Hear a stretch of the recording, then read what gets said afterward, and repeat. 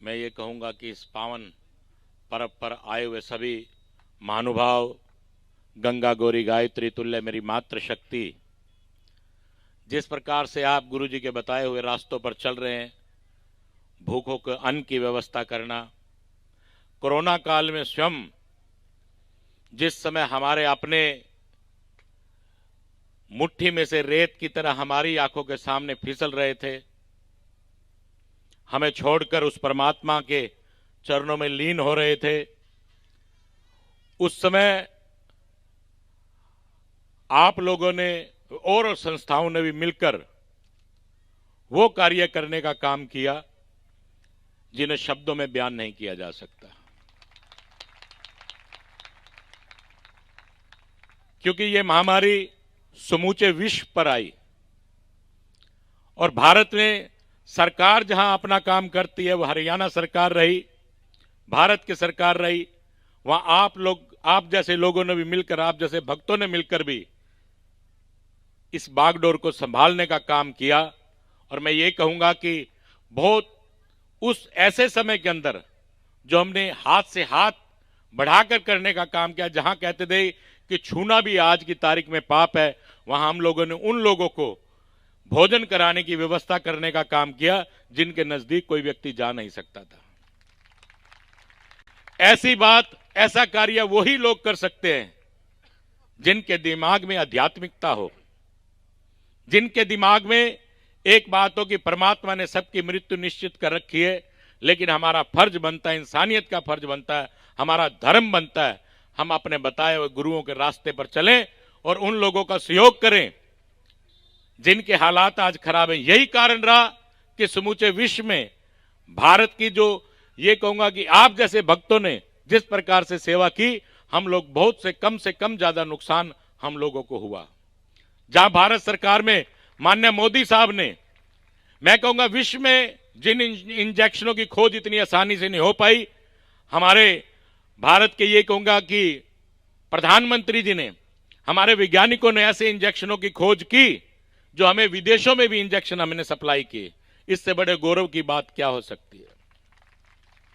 मैं तो ये भी कहूंगा और विशेष तौर पे आप बताऊंगा कि जो बड़े गुरु महाराज जी थे, बड़े डॉक्टर साहब के हाथ से मैं भी उनके साथ था, तो बड़े डॉक्टर साहब ने भी उनके बीमार होने पर जींद में जब वो आए थे तो उन्होंने दवाई, बड़े डॉक्टर साहब ने ही उनको दवाई खिलाई थी। आज भी मेरे को याद है, हमारे ही पड़ोस में हमारी ही दीवार है, अनिल चावला जी भी, उनका परिवार रहता है। और मैं तो बल्कि बड़े आश्रम में सिरसा में भी उनकी शादी में, अनिल और सुरेश जी की शादी में भी मेरे को जाने का अवसर मिला था।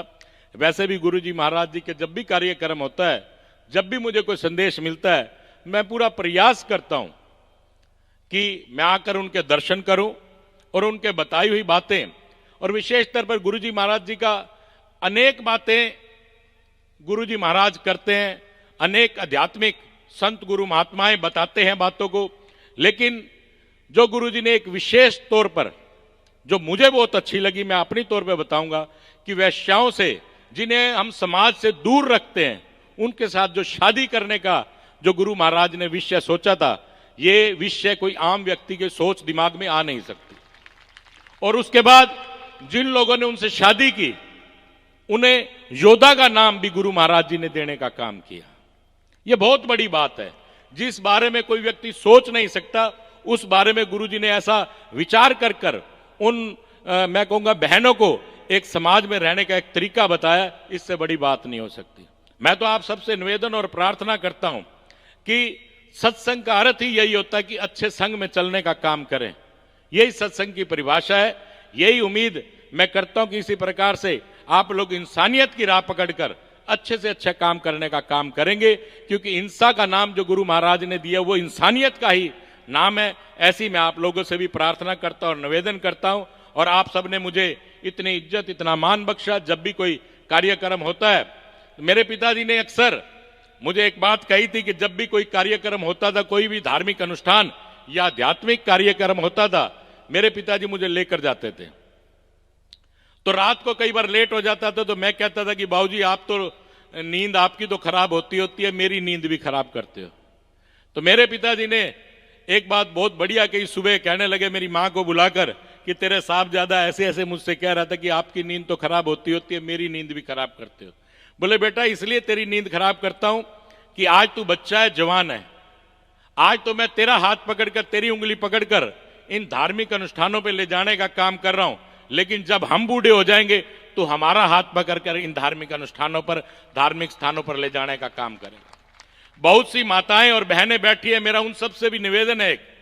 मेरे पिताजी अक्सर कहा करते थे आजकल गूगल का समय, कंप्यूटर का युग है, लेकिन इस कंप्यूटर के युग में 1 घंटे के लिए अपने मोबाइल को बंद करके, मेरी सबसे प्रार्थना और निवेदन है, ये मेरा पर्सनल सोच है, सबसे निवेदन है कि आप अपने बच्चों को उनके दादा दादी के पास अवश्य बिठाएं। 1 घंटे के लिए अगर वो दादा दादी के पास बैठेंगे, गूगल में आपको सब कुछ मिलेगा, ब्रह्मांड में क्या चल रहा है, क्या होगा क्या नहीं होगा, वो सब आपको पता लगेगा। लेकिन 2 चीजें आपको कभी भी नहीं मिलेंगी, एक आशीर्वाद और एक तजर्बा। ये अपने बुजुर्गों के पास बैठने से मिलेगा, अच्छे सत्संग को सुनने से मिलेगा, ये आप लोगों को और कहीं नहीं मिलेगा। इन्हीं शब्दों के साथ मैं अपनी वाणी को विराम देता हूं और आप सबका बहुत बहुत आभार व्यक्त करता हूं कि मुझे आप जैसे आत्माओं का, एक शुद्ध आत्माओं का दर्शन करने का मौका मिला। मैं आप सबके चरणों में प्रणाम करता हूं। जय हिंद, जय भारत, धन धन सतगुरु तेरा ही आसरा। देश दुनिया ਦੀ तमाम ਖਬਰਾਂ ਨਾਲ ਜੁੜੇ ਰਹਿਣ ਲਈ ਸਬਸਕ੍ਰਾਈਬ ਕਰੋ YouTube ਤੇ ਸੱਚ ਕਹੂੰ ਪੰਜਾਬੀ ਚੈਨਲ। ਇਸ ਦੇ ਨਾਲ ਹੀ ਬੈਲ ਆਈਕਨ ਦਬ ਕੇ ਪਾਓ ਲੇਟੈਸਟ ਅਪਡੇਟ ਸਭ ਤੋਂ ਪਹਿਲਾਂ।